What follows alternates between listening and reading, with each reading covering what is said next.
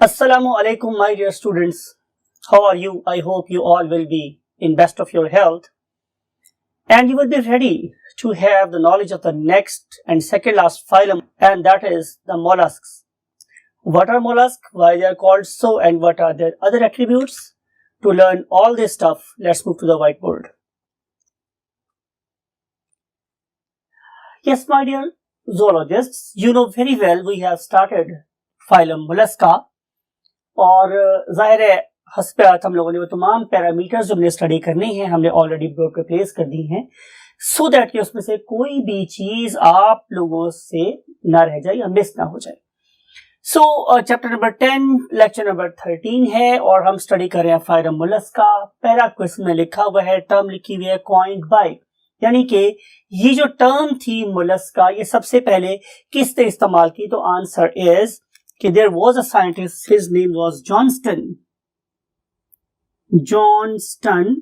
तो इसने सबसे पहले इस टर्म को कॉइन किया था, that is called the mollusk. Now a question arises in our mind कि what is basically the meaning of mollusk? तो answer is soft body. तो whenever we use the term what mollusca, तो इसका मतलब होता है soft body.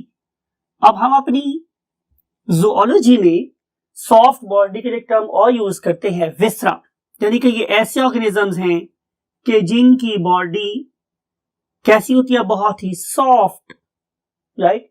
जो लोग मेरीन फूड खाते हैं उन्हें इस बात का अंदाजा होगा कि ये वाकई बहुत ज्यादा सॉफ्ट ऑर्गेनिजम्स होते हैं।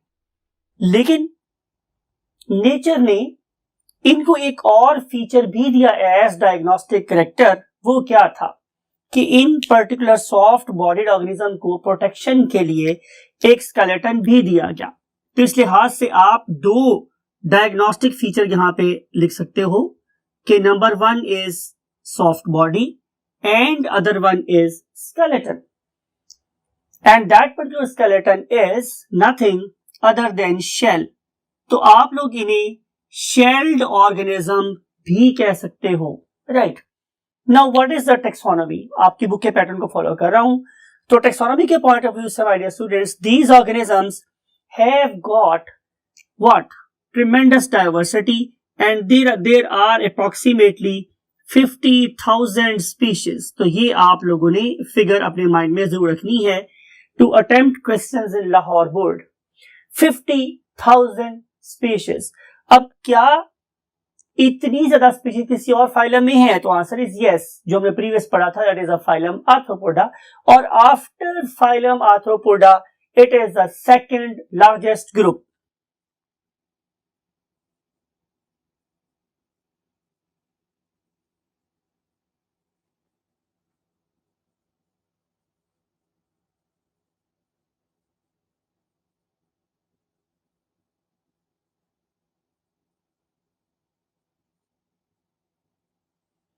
Another important thing is कि आप लोगों की बुक ने हमें ये बात बताई है कि as per your standard of knowledge कि हमारे मोलस्का के अंदर we are going to study the 3 classes. तो ये समझ लें कि हम लोगों ने इसको फाइलम मोलस्का को 3 क्लासेस में डिवाइड कर दिया है।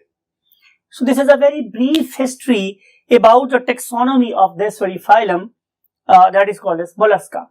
Now we want to see the evolutionary status. आपको पता है कि नॉर्मली मैं ये सारे के सारे एट्रीब्यूट्स में आप लोगों के साथ हर एक फाइलम के डिस्कस किए हैं सो दैट कि आपके माइंड में एक एवोल्यूशनरी पिक्चर बनती रहे। तो आप लोगों को याद है कि जो ही हम लोग कहां से इवॉल्व हुए थे? किसी को याद है अपने से? यस, प्रोटोक्टिस्टा से। तो प्रोटोक्टिस्टा वर यूनिसेलुलर यूकैरियोट्स, लेकिन जो ही हम उससे आगे आए तो हम लोगों ने जिस चीज की बुनियाद रखी दैट वाज मल्टीसेलुलरिटी। तो उस पहले ही स्टेप के बाद जितने भी फाइला है मेरे पास means Porifera, Coelenterata, Platyhelminthes, Nematoda, Annelida, Arthropoda, Mollusca and all others, they are basically what? True multicellular. So these are true multicellular और multicellular, whatever you want to pronounce लिख सकते हो। As far as the zoa is concerned, so they are not parazoans. They have got the what? Tissues. So tissues are present in their bodies. So we would love to see them at what? Eumetazoans.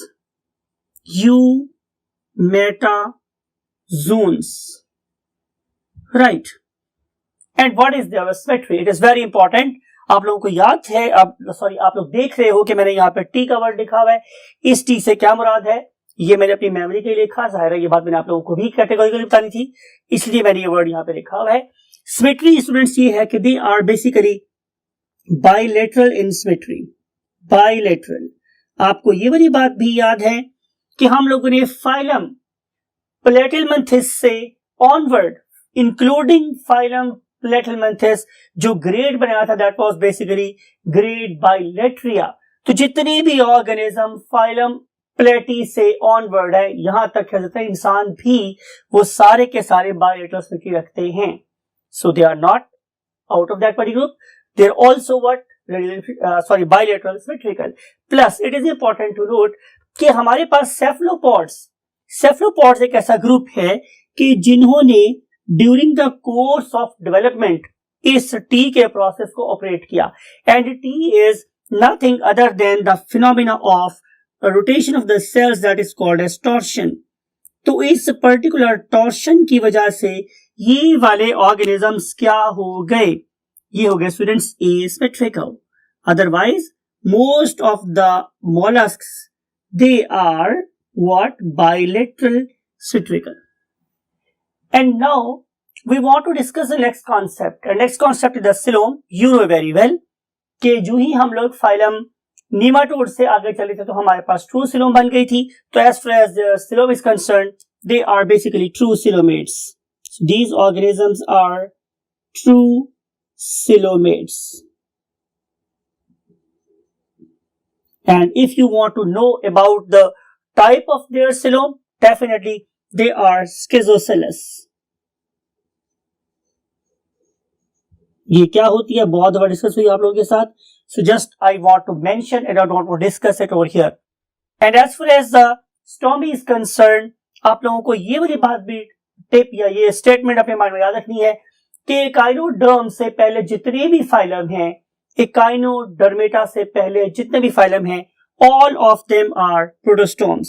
तो ये भी हमारे पास protostomes हैं, यानी कि जो पहला मुंह बनेगा, जो पहला सुराख बनेगा वही माउथ बन जाएगा. And you know very well, एक और नाम भी था, that is the proterostomes. Protostomes और proterostomes are same thing. So we have discussed all evolutionary phases in the terms of their, वही बात है ऑन्टोजनी, कि अपनी डेवलपमेंटल स्टेजेस में ये किस किस फाइलम को किसी चीज को रिप्रेजेंट कर रहे होते हैं. Now we want to move to the next concept, and next concept is diversity. And for this we have to move to the next column. अगर मैं स्टूडेंट्स बात करूं इसकी डाइवर्सिटी की, तो डाइवर्सिटी का मतलब वही बात है इख्तलाफ, वैरायटी. तो वैरायटी की मैं बात करूंगा तो डाइवर्सिटी हमें नजर आती है बहुत ज्यादा किस में? इन ऑर्गेनिज्म में. यानी कि मेरे पास कि साइज वाइज ये ऑर्गेनिज्म बहुत स्मॉल भी हो सकते हैं, ठीक है, और ये बहुत लार्ज भी हो सकते हैं. स्मॉल भी हो सकते हैं, बहुत लार्ज भी हो सकते हैं. और अगर मैं लार्ज होने की बात करूं तो हमारे इनवर्टिब्रेट वर्ल्ड का, हमारी इनवर्टिब्रेट दुनिया का जो बेताज बादशाह है in term of size, that is basically octopus. तो ऑक्टोपस सबसे बड़े इनवर्टिब्रेट्स है, तो इस लिहाज से ये एक लीडिंग ग्रुप है. प्लस अगर मैं बात करूं इसकी शेप के बारे में तो there is a huge variety in the terms of their size and shape. And now we want to discuss their habitat. तो हैबिटेट में भी जाहिर है my students, they are very diverse because most of them are marine. इनमें marine organism भी पाए जाते हैं, लेकिन इसका मतलब हर किसी नहीं है कि इनके पास फ्रेश लिविंग एक्वाटिक ऑर्गेनिज्म नहीं है. There are. So fresh living, fresh water dwellers भी यहां पाए जाते हैं. फ्रेश वाटर डिवेलर का मतलब है उसमें रहने वाले, राइट. प्लस इसी पर्टिकुलर ग्रुप के मुझे ऐसे मेंबर्स भी नजर आते हैं कि जो कहां रहेंगे? जाहिर है टेरेस्ट्रियल मींस ड्राई लैंड पे रहेंगे, और टेरेस्ट्रियल ऑर्गेनिजम्स भी हैं. However usually they found close to the dampness, जहां नमी होगी, जहां पानी होगा, ये आमतौर पे वहां पे रहते हैं और बहुत पानी से दूर आमतौर पे मोलस्क नहीं पाए जाते। डिस्कस किया था आप लोगों के साथ कि मोलस्का का एक फीचर तो ये है कि उनके पास एक सॉफ्ट बॉडी होती है, लेकिन एक ये वाला फीचर भी आपको याद होगा कि मैंने बोला था कि they do have the shell. और अगर मैं सबसे पहले आप लोगों के शेल के फंक्शन की बात करूं तो definitely shell is there to provide the protection, लेकिन माय डियर स्टूडेंट्स इसकी एक बहुत बड़ा नुकसान भी है। ये वाला स्ट्रक्चर इन ऑर्गेनिजम्स की लोकोमोशन में हर्डल क्रिएट करता है, रुकावट पैदा करता है, ग्रोथ को भी ये रिटार्डेड रखता है। लेकिन बहरहाल शेल का सबसे बड़ा एडवांटेज ये है कि इस जंगल के कानून में सर्वाइवल ऑफ फिटेस्ट, जो सबसे फिटेस्ट है वही सर्वाइव करेंगे। उस पर्टिकुलर वॉर में, उस पर्टिकुलर जंग में इस शेल ने बहुत की रोल प्ले किया है, राइट। सो शेल में भी एक्सो, बाहर भी हो सकता है, और एंडो, अंदर भी हो सकता है, राइट। फॉर एग्जाम्पल अगर आप इस पर्टिकुलर स्नेल को देखोगे तो इस स्नेल में शेल इज आउटसाइड, लेकिन अगर आप इस स्क्विड को देख रहे हो, ऑक्टोपस को देख रहे हो, तो इसमें इनका जो शेल है इट इज लाइंग इनसाइड, तो there may be the endoskeleton और मे बी द एक्सोस्केलेटन। अगर हम इसके ओरिजिन की बात करें तो these particular shells they are basically epidermal in origin, ठीक है, किसके, of a very very special covering outside the vista that is called as mantle. तो इस पर्टिकुलर मेंटल की एपिडर्मल सेल्स में एबिलिटी होती है कि they can produce and secrete shell around them, और बहुत जगहों पर ये शेल हर साल बड़ा होता रहता है और नया बनता रहता है। For example look at this particular freshwater mussel, it has got what the exoskeleton or outer shell, and this very shell is basically showing line। तो ये जो लाइन है ये 8 साल में समझ ले एक बनती है, तो इसे हम लोग एनुअल रिंग्स भी कह सकते हैं, और इसके ऊपर एक नॉन सर्कुलर पार्ट है, it is called as the umbo, right. तो ये है हमारे पास कुछ फीचर्स किसके, मेंटल के। इस पर्टिकुलर मेंटल के अंदर की जो लेयर है that is normally very very you can say shiny, और उसके नीचे रिले करती है मेंटल, और मेंटल के अंदर सेव होते हैं इसके सॉफ्ट बॉडी पार्ट जिन्हें नाम कह देते हैं viscera. Now we want to move to the next attribute of this particular phylum and that is called as general body plan। आप लोगों को देखेंगे तो इस ऑर्गेनिज्म को हम 3 बेसिक रीजन्स में डिवाइड कर सकते हैं। One of them is called as anterior, and usually the anterior part it is usually occupied by the head, although it is not true, but it is true for most of the organism। For example, where it is not true, definitely in the terms of freshwater mussel, but it is true for octopus and squids, right? So anterior portion that is used for the you can say in anterior direction, in forward direction it is usually head. Then if you look at the dorsal side, so it is usually occupied by the shell, it is usually occupied by the shell। Look at this particular snail। So snail's dorsal side आपको पता है dorsal क्या होती है, ऊपर वाली, तो जो इसका ऊपर वाला side है it is occupied by the shell। आगे वाली side देखें it is very much occupied by the head, and head is provided with the you can say eye spots and tentacles that is used to have information from the surroundings। Now look at its ventral side, जो नीचे वाली side है, तो it is usually occupied by a muscular foot। और आपको पता है कि जब भी हम लोग फुट की बात करेंगे और वो भी जाहिर है that can contract and relax, तो इसके पीछे हमें एक ही लॉजिक समझ आती है कि it will be helping in locomotion. तो डेफिनेटली यही बात यहां पर है कि this particular muscular foot it is helping in locomotion. Even अगर आप लोग इस पर्टिकुलर फ्रेश वाटर मसल को देखें तो इस वाले केस में भी यही बात है कि इसके साइड पे या इसकी वेंट्रल साइड पे हमारे पास एक क्या प्रेजेंट है, मस्कुलर फुट। और अगर आप इस वीडियो को देखें तो आपको नजर आता है कि whenever this particular freshwater mussel want to move, it opens up its 2 valves and then protrude out, बाहर निकालता है अपना ये muscular foot and then carry out an imbalanced, गैर मुतवाजन, हम मेडिकल साइंस में बोलते हैं undulating movement। And same is true with what? Snail। Why they are doing so? Because आपको याद होगा हमने एक फिनोमेना पढ़ा था अभी इसी बोर्ड पे, टॉर्शन। तो टॉर्शन में इनकी डेवलपमेंट क्या हो गई, एसिमेट्रिकल, और एसिमेट्रिकल होने की वजह से फुट एक साइड पे बना और दूसरी साइड पे नहीं बना। That's why this organism can only carry out undulating movements, that is imbalanced movement. If you look at their digestive system, तो इनका digestive system कैसा है students? Tube-like.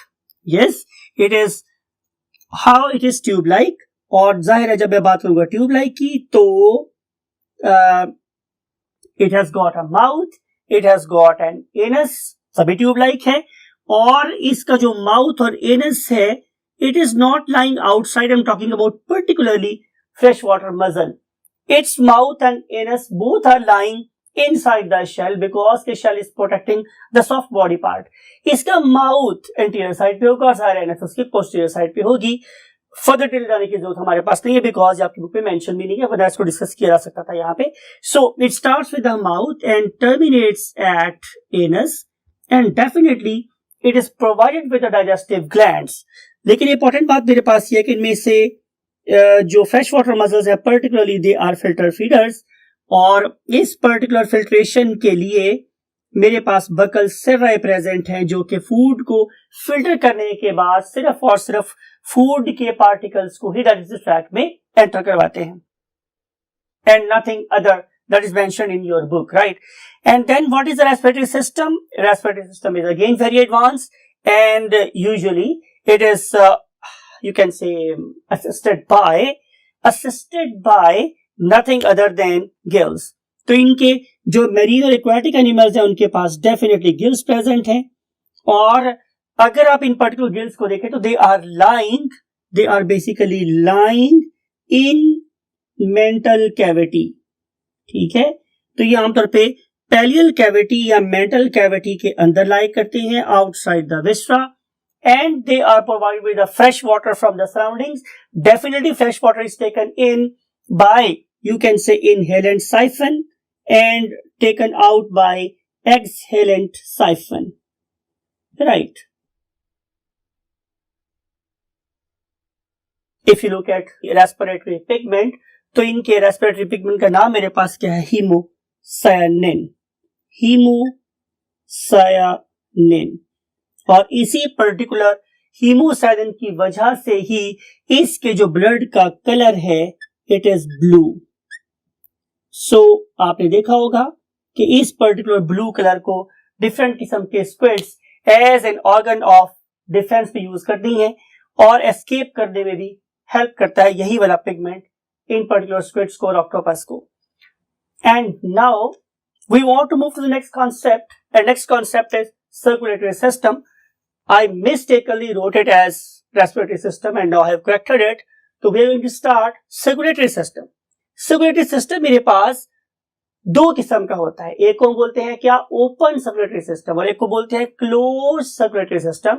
और इसके लिए मैंने इसकी दो क्या बना दी है टाइप्स या क्लासेस. उनमें से एक है सेफलोपॉड्स. क्या होते हैं सेफलोपॉड? इंशाल्लाह डिस्कस करेंगे यू कैन से क्लासिफिकेशन में. तो बहरहाल नजर नाम तो इंडिकेट कर रहा है कि सेफलो मींस जिनका कोई हेड रीजन बड़ा सर होगा इनका. तो बहरहाल हम सेफलोपॉड्स की बात कर रहे हैं कि सेफलोपॉड्स के अंदर मेरे पास क्लोज्ड सर्कुलेटरी सिस्टम होता है. Closed circulatory system. लेकिन जो मेरे पास दूसरे ऑर्गेनिजम्स हैं they have got open circulatory system, right? Other arthropods, I am talking about other arthropods, so they have got word open circulatory system. ठीक है, और इस ओपन सर्कुलेटरी सिस्टम में जो बॉडी फ्लूइड है वो हार्ट में से निकल के साइनसेस में चलता रहता है, इसलिए हम इसे क्या बोलते हैं? Open circulatory system. अगर आप लोग इनके हार्ट की बात करें तो heart is definitely going to mix up the blood, because कि जो इसका हार्ट है उसके अंदर there are two atria and there is one ventricle. तो इसके लिहाज से इसका मतलब ये होगा कि बॉडी से आने वाला ब्लड और गिल से आने वाला ब्लड डेफिनेटली दो डिफरेंट एट्रिया में पहुंच रहा है. लेकिन जब ये दोनों एट्रिया कॉन्टैक्ट करेंगे और ब्लड वेंट्रिकल में एंटर होगा तो वेंट्रिकल में एंटर होने के बाद ब्लड मिक्स हो जाएगा, राइट? और मिक्स होने के बाद जाहिर है ये फिर दोबारा से बॉडी में से गुजरने के बाद उसे गिल्स में से दोबारा से क्या होगा? एयरेट होगा. ब्लड पिगमेंट की बात अभी मैंने की आप लोगों के साथ कि इसका जो ब्लड पिगमेंट है इट इज नोन एज हीमोसायानिन, और इस पर्टिकुलर हीमोसायनिन का कलर मैंने डेलिबरेटली लिखा है ब्लू, तो ब्लू ही है। इस पर्टिकुलर मोमेंट पे हम डिस्कस ही करना चाह रहे हैं कि why its colour is blue, because कि इस हीमोसायनिन के अंदर जो एक्टिव कंपोनेंट है that is the copper, Cu। आपको पता है कि आप लोगों की हीमोग्लोबिन में एक्टिव इंग्रेडिएंट क्या होता है, आयरन। उस आयरन की वजह से आप लोगों के हीमोग्लोबिन का कलर रेड, लेकिन इस हीमोसायनिन में कॉपर की वजह से इसका कलर कैसा हो गया, ब्लू। गेटिंग माय पॉइंट और not? Now we want to discuss nervous system. Nervous system में भी they are very very advance. How they advance? Because कि नेचर ने इनको गैंग्लिया दिए हैं। क्या दिए हैं? Definitely ganglia. और अगर आप लोग इनके गैंग्लिया की बात करें तो गैंग्लिया 3 किस्म के हो सकते हैं। नंबर एक इज सेरिब्रल गैंग्लिया, और सेरिब्रल का मतलब होता है हेड रीजन में पाया जाने वाला ganglia. Other one is called as visceral ganglia. ये जाहिर है नेम इंडिकेट कर रहा है कि ये सॉफ्ट बॉडी पार्ट्स में होंगे। And other one is called as a pedal ganglia. जाहिर है ये उसके फुट में होंगे। It should be there because के पीडल गैंग्लिया की वजह से ही तो इसकी बॉडी के पार्ट्स फुट के साथ क्या करेंगे, कोऑर्डिनेट करेंगे। तो जाहिर है अगर मैंने हेड से मैसेज भेजना है पांव को, तो उसको आपस में जोड़ने के लिए मेरे पास क्या होनी चाहिए, कॉमिशनल नर्व्स भी होनी चाहिए। तो yes, they do have commissural nerves, right. लेकिन आपको ये बात भी नहीं भूलनी चाहिए कि इन ऑर्गेनिज्म के अंदर ही एक ऐसा ऑर्गेनिज्म है जो सबसे बड़ा इनवर्टिब्रेटस है, and that very invertebrate is octopus. तो इस लिहाज से इस ऑक्टोपस को हमारे इनवर्टिब्रेट वर्ल्ड का सबसे बड़ा दिमाग रखने वाला ऑर्गेनिज्म भी कहा जाता है। Now we want to move to the locomotion. अगर आप लोकोमोशन की बात करें तो लिखा था मैंने अभी आप लोगों के पास कि they have got nothing other than a muscular foot, and that particular muscular foot is normally just one in number and it is asymmetrical। और इस पर्टिकुलर asymmetrical होने की वजह से ही इनकी जो मूवमेंट होती है वो कैसी होती है, इम्बैलेंस्ड। और अगर आपको याद हो तो मैंने टर्म यूज की थी क्या, अंडुलेटिंग मूवमेंट। अंडुलेटिंग मूवमेंट से शो करते हैं, राइट। इसके अलावा जाहिर है जैसे मैंने पहले बोला बहुत वैरायटी है हमारे पास। इनके बॉडी के मसल्स भी इनको मूव करने में हेल्प कर सकते हैं, और इनके प्रेजेंट जो ओरल आर्म्स है वो भी हेल्प कर सकते हैं इसके लोकोमोशन में। Last but not the least is the excretion. अगर मैं इन पर्टिकुलर ऑर्गेनिजम्स के एक्सक्रीटरी सिस्टम की बात करूं तो it is again very advance. किस सेंस में एडवांस है कि इनके पास एक स्पेशल एक्सक्रीटरी ऑर्गन प्रेजेंट है, and that very special excretory organs, they are called as what, metanephridia, META, meta, NEPHRIDIA, metanephridia। और ये जो मेटानेफ्रीडिया है ये इसकी पेरिकार्डियम के साथ ही प्रेजेंट है, और पेरिकार्डियम से डायरेक्टली ब्लड इस मेटानेफ्रीडिया में आता है। और metanephridia, look at this structure, कि मेटानेफ्रीडिया एक फनल लाइक स्ट्रक्चर से स्टार्ट होते हैं, and that very funnel like structure is called as nephrostome. So nephrostome के अंदर सीलिया प्रेजेंट है। नेफ्रोस्टोम्स बेसिकली क्या करते हैं, जनरेट करते हैं करंट्स को, और इस करंट के रिजल्ट में इसका बॉडी फ्लूइड इस नेफ्रीडिया में एंटर होता है। जरा यहाँ पे हम प्रोसेस ऑफ फिल्ट्रेशन, एब्जॉर्प्शन, रिब्जॉर्प्शन करेंगे, और करने के बाद जो वेस्ट प्रोडक्ट्स हैं उसे हम लोग कहां से निकाल देंगे, नेफ्रीडियोपोर के अंदर। और नेफ्रीडियोपोर्स फिर इसको पुश कर देंगे इनटू द मेंटल कैविटी, और इस पर्टिकुलर मेंटल MENTL मेंटल, और इस पर्टिकुलर मेंटल कैविटी से फिर जो वेस्ट प्रोडक्ट्स हैं वो एक्सएलेंट साइफन के थ्रू बॉडी में से बाहर चले जाएंगे, राइट। इन पर्टिकुलर ऑर्गेनिजम्स की हमारे पास अभी रिप्रोडक्शन रहती है, कुछ इंटरेस्टिंग फीचर्स रहते हैं, इनकी इकोनॉमिक इंपॉर्टेंस रहती है। ये सारी बातें आप लोगों से हम करेंगे इंशाल्लाह कल लेक्चर नंबर 14 के अंदर, और होप कि आपने इन सारी की सारी बातों को डेफिनेटली माइंड में जगा दी होगी, और आप इन सारी बातों को डेफिनेटली यूज करेंगे to score those very precious marks that may enable you to join medical college. इसी दुआ के साथ कि आपको आपकी मंजिल जरूर मिले और आप अपने वालिदैन के लिए बड़े फख्र का सबब हो। I want to say you goodbye, अल्लाह हाफिज।